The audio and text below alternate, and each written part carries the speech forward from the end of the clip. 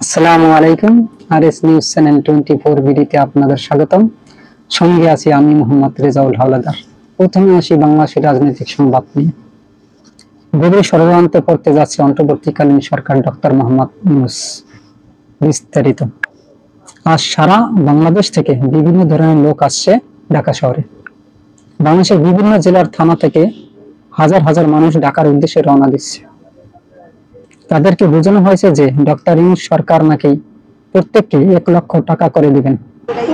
তাদের সরাসরি ইন্টারভিউ নিলে বলে যে তারা 1 লক্ষ টাকার জন্য ঢাকা অভিমুখে যাত্রা করেন এবং তাদের কাছে জিজ্ঞেস করলে বলে থাকেন তারা নাকি নিজ এলাকার আওয়ামী লীগের নেতাদের কথায় ঢাকা আসেন। হাতে করে একটি স্লিপ ধরিয়ে দেন। সাবেক প্রধানমন্ত্রী শেখ হাসিনা সরকার তাদের নেতাকর্মী সহ ছাত্র জনতার আন্দোলনে দেশ থেকে পালিয়ে গেছেন, কিন্তু ফ্যাসিবাদী সরকারের দোসররা দেশ থেকে নানা ধরনের আন্দোলনের নামে দেশের বিভিন্ন স্থানে বিশৃঙ্খলার পায়তারা শুরু করেন বলে জানিয়েছেন বিএনপির তারেক রহমান। এবং বিএনপির আরো নেতারা বলেন যে বাংলাদেশের সাবেক প্রধানমন্ত্রী শেখ হাসিনা বর্তমানে ভারতে পালিয়ে গেলেও তিনি ভারত থেকে নানা ধরনের ষড়যন্ত্রে লিপ্ত আছেন বাংলাদেশকে অস্থিতিশীল করার জন্য। কিন্তু ফ্যাসিবাদী সরকারের দোসররা দেশ থেকে নানা ধরনের আন্দোলনের নামে দেশের বিভিন্ন স্থানে বিশৃঙ্খলার পায়তারা শুরু করেন।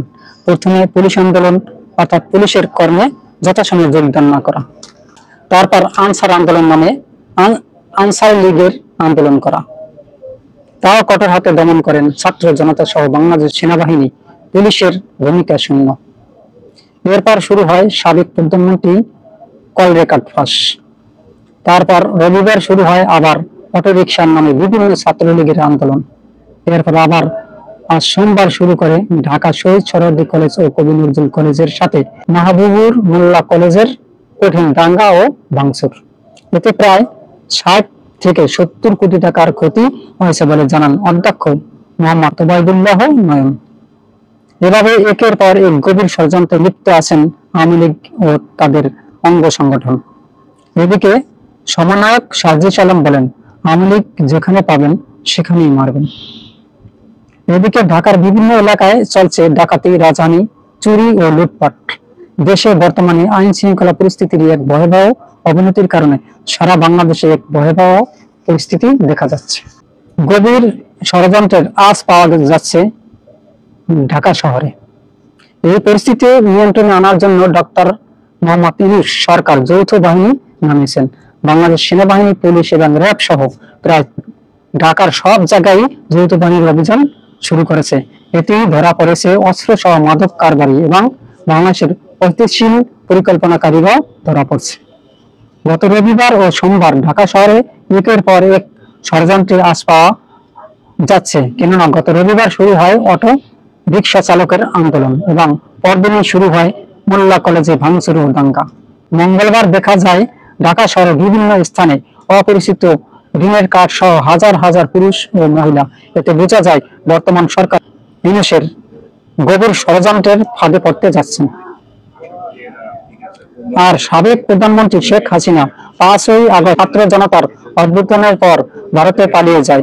শেখ হাসিনা সেখান থেকে একের পর এক কল রেকর্ড ফাঁস করে দেশের নেতা কর্মীদের উস্কে দিয়ে বাংলাদেশের ভিতর এক ভয়ঙ্কর বিশৃঙ্খলা সৃষ্টি চেষ্টা চালিয়ে যাচ্ছেন।